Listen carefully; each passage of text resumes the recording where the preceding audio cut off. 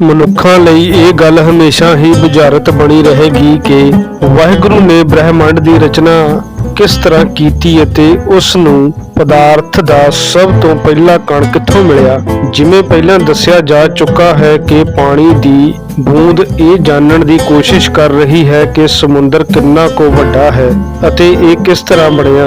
ਇੱਕ ਪਾਣੀ ਦੀ ਬੂੰਦ ਇਸ ਸਵਾਲ ਦਾ ਜਵਾਬ ਕਦੀ ਨਹੀਂ ਲੱਭ ਸਕਦੀ। ਗੁਰਬਾਣੀ ਸਾਨੂੰ ਉਪਦੇਸ਼ ਦਿੰਦੀ ਹੈ ਕਿ ਸਾਡਾ ਵਾਹਿਗੁਰੂ ਦੀ ਭਾਲ ਵਿੱਚ ਭਟਕਣਾ ਬਿਲਕੁਲ ਉਸੇ ਤਰ੍ਹਾਂ ਹੈ ਜਿਵੇਂ ਇੱਕ ਪਾਣੀ ਦੀ ਬੂੰਦ ਸਮੁੰਦਰ ਨੂੰ ਲੱਭਦੀ ਭਟਕ ਰਹੀ ਹੁੰਦੀ ਹੈ। ਸਮੁੰਦਰ ਦੀ ਡੂੰਘਾਈ ਜਾਣਨ ਲਈ ਉਸ ਵਿੱਚ ਸੁੱਟਿਆ ਖੰਡ ਦਾ ਇੱਕ ਦਾਣਾ ਵਾਪਸ ਨਹੀਂ ਆ ਸਕਦਾ ਤਾਂ ਜੋ ਉਹ ਡੂੰਘਾਈ ਦਾ ਵਰਣਨ ਕਰ ਸਕੇ। ਸਾਡੀ ਜ਼ਿੰਦਗੀ ਬਹੁਤ ਛੋਟੀ ਹੈ ਕਿ ਅਸੀਂ ਇਸ ਰਚਨਾ ਜਾਂ ਰਚਨਹਾਰੇ ਦੀ ਡੂੰਘਾਈ ਦਾ ਅਹਿਸਾਸ ਕਰ ਸਕੀਏ। ਅਸੀਂ ਤਾਂ ਇਸ ਕਾਬਲ ਵੀ ਨਹੀਂ ਕਿ ਇਸ ਦੇ ਇੱਕ ਪੱਖ ਜਾਂ ਦਿਸ਼ਾ ਦੀ ਹੱਦ ਲੱਭ ਸਕੀਏ। ਇਸ ਬ੍ਰਹਿਮੰਡ ਦੀ ਰਚਨਾ ਦਾ ਇੱਕ ਹੋਰ ਵੀ ਪੱਖ ਹੈ ਜਿਸ ਦੇ ਵਰਣਨ ਦੀ ਇੱਥੇ ਲੋੜ ਹੈ। ਵਾਹਿਗੁਰੂ ਨੇ ਇਹ ਬ੍ਰਹਿਮੰਡ ਸਾਡੇ ਲਈ ਬਣਾਇਆ ਹੈ ਤਾਂ ਕਿ ਅਸੀਂ ਖੁਸ਼ੀ ਨੂੰ ਮਾਣ ਸਕੀਏ ਅਤੇ ਆਪਣਾ ਫਰਜ਼ ਨਿਭਾ ਸਕੀਏ। ਇਸ ਗੱਲ ਦੀ ਖੋਜ ਕਰਨੀ ਕਿ ਇਹ ਬ੍ਰਹਿਮੰਡ ਕਦੋਂ ਅਤੇ ਕਿਵੇਂ ਬਣਿਆ ਸਾਡੀ ਜ਼ਿੰਦਗੀ ਦਾ ਇਹ ਅਸਲੀ ਨਿਸ਼ਾਨਾ ਨਹੀਂ ਹੈ। ਮੇਜ਼ ਤੇ ਰੋਟੀ ਖਾਂਦਿਆਂ ਤੁਸੀਂ ਮੇਜ਼ ਬਾਰੇ ਪ੍ਰਸ਼ਨ ਪੁੱਛਣਾ ਨਹੀਂ ਸੋਚਦੇ, ਜਿਵੇਂ ਕਿ ਇਸ ਦੀ ਲੱਕੜੀ ਕਿੱਥੇ ਉੱਗੀ ਸੀ, ਕਿਸ ਨੇ ਕੱਟੀ ਸੀ, ਕਿਸ ਨੇ ਇਸ ਨੂੰ ਕਾਰਖਾਨੇ ਵਿੱਚ ਪਹੁੰਚਾਇਆ, ਕਿਸ ਨੇ ਇਹ ਮੇਜ਼ ਬਣਾਇਆ, ਕਿਸ ਨੇ ਇਸ ਨੂੰ ਰੰਗ ਰੋਗਨ ਜਾਂ ਪਾਲਿਸ਼ ਕੀਤੀ ਯਾਦ ਵਗੈਰਾ।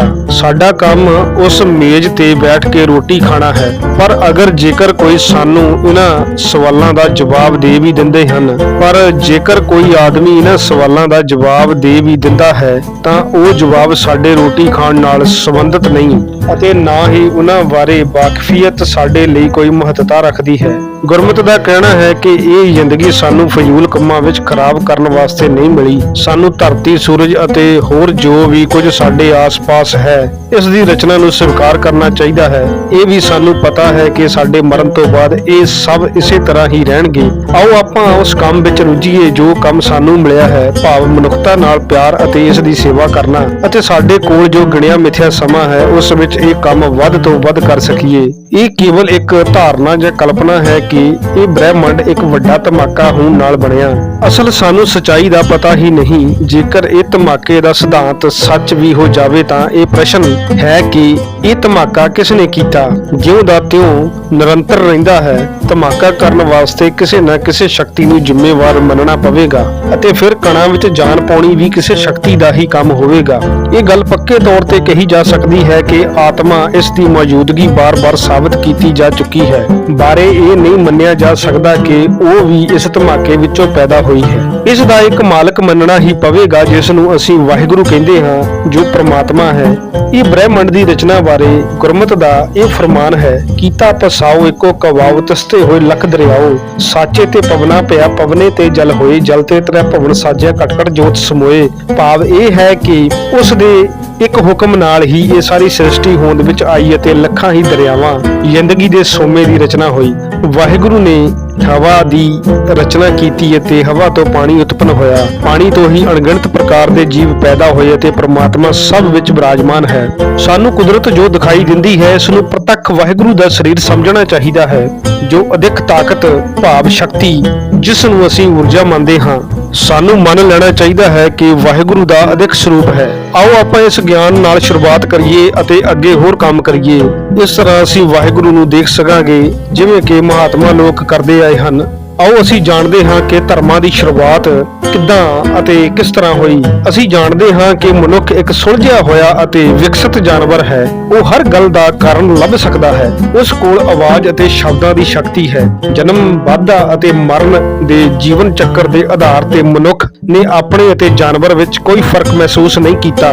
ਮਨੁੱਖ ਦੀ ਸਭ ਤੋਂ ਪਹਿਲੀ ਸੋਚ ਜਿਸ ਨੇ ਉਸ ਨੂੰ ਜਾਨਵਰਾਂ ਤੋਂ ਨਿਖੇੜਿਆ ਉਹ ਇਹੀ ਸੀ ਕਿ ਮੇਰੀ ਜ਼ਿੰਦਗੀ ਦਾ ਮਨੋਰਥ ਕੀ ਹੈ। ਦੂਜੇ ਸ਼ਬਦਾਂ ਵਿੱਚ ਮਨੁੱਖ ਤਾਂ ਹੀ ਕੇਵਲ ਮਨੁੱਖ ਹੈ ਕੇਵਲ ਜੇ ਉਹ ਆਪਣੇ ਜੀਵਨ ਮਨੋਰਥ ਨੂੰ ਪੂਰਾ ਕਰਨ ਦੀ ਕੋਸ਼ਿਸ਼ ਕਰਦਾ ਹੈ। ਜੇ ਨਹੀਂ ਤਾਂ ਮਨੁੱਖ ਧਰਤੀ ਤੇ ਹੋਰ ਜਾਨਵਰਾਂ ਵਾਂਗ ਹੀ ਹੈ। ਇਨਸਾਨੀ ਜ਼ਿੰਦਗੀ ਦਾ ਕੀ ਮਨੋਰਥ ਹੈ? ਮਨੁੱਖ ਦੇ ਲਈ ਇਹ ਸਭ ਤੋਂ ਵੱਡਾ ਅਤੇ ਗੁੰਝਲਦਾਰ ਪ੍ਰਸ਼ਨ ਹੈ। ਕੋਈ ਵੀ ਬੰਦਾ ਜੋ ਇਸ ਪ੍ਰਸ਼ਨ ਦਾ ਉੱਤਰ ਦਿੰਦਾ ਸੀ ਉਸ ਨੂੰ ਸਿਆਣਾ ਅਤੇ ਧਰਮੀ ਬੰਦਾ ਸਮਝਿਆ ਜਾਂਦਾ ਸੀ।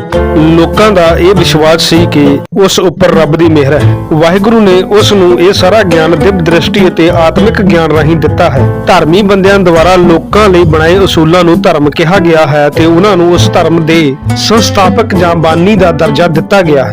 ਮੁੱਖ ਧਰਮਾਂ ਵਿੱਚੋਂ ਈਸਾਈ ਮਤ, ਇਸਲਾਮ ਆਦਿ ਪੱਛਮ ਵਿੱਚ ਹਨ। ਪੂਰਬ ਵਿੱਚ ਵੈਸ਼ਨਵ ਧਰਮ, ਸ਼ਿਵ ਧਰਮ, ਵੇਦਾਂਤ, ਜੈਨ ਧਰਮ ਹਨ, ਜਿਨ੍ਹਾਂ ਨੂੰ ਸਮੂਹਕ ਰੂਪ ਵਿੱਚ ਹਿੰਦੂ ਧਰਮ ਹੀ ਮੰਨਿਆ ਜਾਂਦਾ ਹੈ। ਬੁੱਧ ਧਰਮ ਅਤੇ ਸਿੱਖ ਧਰਮ ਦਾ ਜਨਮ ਵੀ ਪੂਰਬ ਵਿੱਚ ਹੀ ਹੋਇਆ। ਮਨੁੱਖ ਦੇ ਗਿਆਨ ਦੀ ਇੱਕ ਹੋਰ ਸ਼ਾਖਾ ਸਾਇੰਸ ਦੀ ਕਾਢ ਕੱਢੀ ਜੋ ਕਿ ਤੱਥਾਂ ਅਸਲੀਅਤ ਨੂੰ ਪ੍ਰਯੋਗ ਦੁਆਰਾ ਸਿੱਧ ਕਰਨ ਅਤੇ ਸਿਲੇਬਸ ਢੰਗ ਨਾਲ ਸਥਾਪਿਤ ਕਰਨਾ ਸੀ। ਅਜੋਕੀ ਸਾਇੰਸ ਦੀਆਂ ਪ੍ਰਾਪਤੀਆਂ ਨੇ ਕਈ ਧਰਮਾਂ ਦੀਆਂ ਜੜ੍ਹਾਂ ਹਿਲਾ ਕੇ ਰੱਖ ਦਿੱਤੀਆਂ ਹਨ। ਲੋਕਾਂ ਦਾ ਆਪਣੇ ਧਰਮਾਂ ਵਿੱਚ ਵਿਸ਼ਵਾਸ ਖਤਮ ਹੁੰਦਾ ਜਾ ਰਿਹਾ ਹੈ। ਸਾਇੰਸ ਨੇ ਕਈ ਧਾਰਨਾਵਾਂ ਭਾਵ ਵਿਸ਼ਵਾਸ ਨੂੰ ਗਲਤ ਸਿੱਧ ਕਰ ਦਿੱਤਾ ਹੈ। ਲੋਕ ਇਸ ਲਈ ਇਹ ਸੋਚਣ ਤੇ ਮਜਬੂਰ ਹੋ ਗਏ ਕਿ ਕੀ ਠੀਕ ਹੈ, ਧਰਮ ਜਾਂ ਸਾਇੰਸ। ਸਾਇੰਸ ਆਪਣੀ ਸੱਚਾਈ ਦਾ ਪ੍ਰਦਰਸ਼ਨ ਕਰਕੇ ਇਸ ਦਾ ਸਬੂਤ ਦੇ ਸਕਦੀ ਹੈ। ਇਸ ਲਈ ਕਈ ਲੋਕ ਉਹਨਾਂ ਧਾਰਨਾਵਾਂ ਨੂੰ ਤਿਆਗ ਦਿੰਦੇ ਹਨ ਜੋ ਸਾਇੰਸ ਨੇ ਗਲਤ ਸਿੱਧ ਕਰ ਦਿੱਤੀਆਂ ਹੋਣ, ਪਰ ਫਿਰ ਵੀ ਕਈ ਲੋਕ ਸਾਇੰਸ ਦੁਆਰਾ ਲੱਭੀਆਂ ਸੱਚਾਈਆਂ ਦੀ ਪਰਵਾਹ ਨਾ ਕਰਦੇ ਹੋਏ ਆਪਣੇ ਵਿਸ਼ਵਾਸਾਂ ਨਾਲ ਜੁੜੇ ਰਹਿੰਦੇ ਹਨ। ਕਰੀਬ 4 ਸਦੀਆਂ ਪਹਿਲਾਂ ਇਟਲੀ ਦੇ ਰਹਿਣ ਵਾਲੇ ਪੁਲਾੜ ਵਿਗਿਆਨੀ, ਜਿਸ ਦਾ ਨਾਂ ਗੈਲੀਲੀਓ ਸੀ, 1564-1642 ਨੇ ਆਪਣੀ ਖੋਜ ਦਾ ਇਹ ਛਿੱਟਾ ਕੱਢਿਆ ਕਿ ਧਰਤੀ ਸੂਰਜ ਦੁਆਲੇ ਘੁੰਮਦੀ ਹੈ। ਇਸ ਗੱਲ ਲਈ ਉਸ ਨੂੰ ਜੇਲ੍ਹ ਵਿੱਚ ਬੰਦ ਕਰ ਦਿੱਤਾ ਗਿਆ ਕਿ ਉਹ ਗੈਰ ਈਸਾਈ ਮਤ ਦਾ ਪ੍ਰਚਾਰ ਕਰ ਰਿਹਾ ਹੈ। ਪਰ 5 ਅਕਤੂਬਰ 1899 ਨੂੰ ਪੋਪ ਨੇ ਟੈਲੀਵਿਜ਼ਨ ਤੇ ਇਹ ਬਿਆਨ ਦਿੱਤਾ ਕਿ ਗੈਲੀਲੀਓ ਠੀਕ ਕਹਿੰਦਾ ਹੈ ਅਤੇ ਜਿਨ੍ਹਾਂ ਨੇ ਇਸ ਵਿਗਿਆਨੀ ਨੂੰ ਉਸ ਦੀਆਂ ਕਾਢਾਂ ਕਰਨ ਸਜ਼ਾ ਦਿੱਤੀ ਉਹ ਗਲਤ ਸਨ। ਸੂਰਜ ਅਤੇ ਚੰਦ ਨੂੰ ਪ੍ਰਾਚੀਨ ਭਾਰਤ ਦੇ ਲੋਕ ਦੇਵਤਾ ਮੰਨਦੇ ਹਨ। ਇਸ ਲਈ ਉਹ ਲੋਕ ਹਾੜਾਂ ਵੀ ਸੰਗਰਾਂਦ, ਦੇਸੀ ਮਹੀਨੇ ਦਾ ਪਹਿਲਾ ਦਿਨ, ਪੂਰਨਮਾਸ਼ੀ ਅਤੇ ਮੱਸਿਆ ਨੂੰ ਪਵਿੱਤਰ ਦਿਨ ਸਮਝ ਕੇ ਮਨਾਉਂਦੇ ਹਨ। ਗੁਰਬਾਣੀ ਇਸ ਧਾਰਨਾ ਦਾ ਵਿਰੋਧ ਕਰਦੀ ਹੈ ਅਤੇ ਸਮਝਾਉਂਦੀ ਹੈ, ਥਿੱਤੀਵਾਰ ਸੇਵੈ ਮੁਗਧ ਗਵਾਰ। ਕੇਵਲ ਮੂਰਖ ਲੋਕ ਅਤੇ ਬੇਸਮਝ ਲੋਕ ਹੀ ਥਿੱਤਾਂ ਵਾਰਾਂ ਵਿੱਚ ਯਕੀਨ ਰੱਖਦੇ ਹਨ ਅਤੇ ਉਹਨਾਂ ਨੂੰ ਪਵਿੱਤਰ ਸਮਝ ਕੇ ਉਹਨਾਂ ਦੀ ਪੂਜਾ ਕਰਦੇ ਹਨ। ਵਿਗਿਆਨੀਆਂ ਨੇ ਨਾ ਕੇਵਲ ਸੂਰਜ ਅਤੇ ਚੰਦਰਮਾ ਦਾ ਅਧਿਐਨ ਕੀਤਾ ਹੈ ਬਲਕਿ ਕਈ ਹੋਰ ਗ੍ਰਹਿ ਵੀ ਲੱਭ ਲਏ ਹਨ। ਵਿਗਿਆਨੀ ਇਹਨਾਂ ਨੂੰ ਰੱਬ ਮੰਨਣਾ ਸਵੀਕਾਰ ਨਹੀਂ ਕਰਦੇ। ਇਸ ਤਰ੍ਹਾਂ ਸਾਇੰਸ ਨੇ ਹੁਣ 5 ਸਦੀਆਂ ਪੁਰਾਣੀ ਸਿੱਖ ਸੋਚ ਦਾ ਹੁੰਗਾਰਾ ਭਰਿਆ ਹੈ ਅਤੇ ਪੁਸ਼ਟੀ ਕੀਤੀ ਹੈ। ਪਰ ਅਫਸੋਸ, ਹਾਲਾਂ ਵੀ ਕੁਝ ਭੋਲੇ ਸਿੱਖ ਦੂਜੇ ਧਰਮਾਂ ਦੇ ਪ੍ਰਭਾਵ ਹੇਠ ਆ ਕੇ ਇਹਨਾਂ ਦਿਨਾਂ ਨੂੰ ਪਵਿੱਤਰ ਮੰਨਦੇ ਹਨ ਅਤੇ ਮਨਾਉਂਦੇ ਹਨ। ਉਹ ਨਾ ਕੇਵਲ ਸਿੱਖ ਸਿਧਾਂਤਾਂ ਦੀ ਉਲੰਘਣਾ ਕਰਦੇ ਹਨ ਬਲਕਿ ਸਾਇੰਸ ਦੀਆਂ ਖੋਜਾਂ ਨੂੰ ਨਜ਼ਰਅੰਦਾਜ਼ ਵੀ ਕਰਦੇ ਹਨ।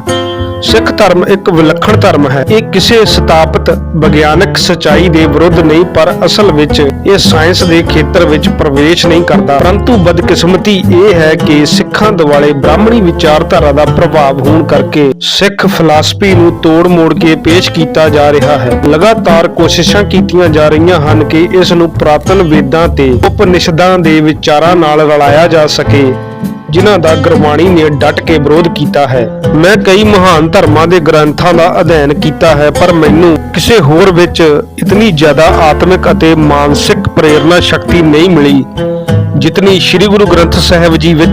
ਇਸ ਗ੍ਰੰਥ ਵਿੱਚ ਕੁਝ ਖਾਸ ਹੀ ਵਿਲੱਖਣਤਾ ਹੈ। ਮੈਂ ਜਦ ਤੱਕ ਉਲਝਣ ਵਿੱਚ ਫਸਿਆ ਰਿਹਾ ਤਦ ਤੱਕ ਮੈਨੂੰ ਇਹ ਨਹੀਂ ਪਤਾ ਲੱਗਾ ਕਿ ਅਸਲ ਵਿੱਚ ਇਹ ਗ੍ਰੰਥ ਬਾਕੀਆਂ ਨਾਲੋਂ ਵਧੇਰੇ ਆਧੁਨਿਕ ਹੈ।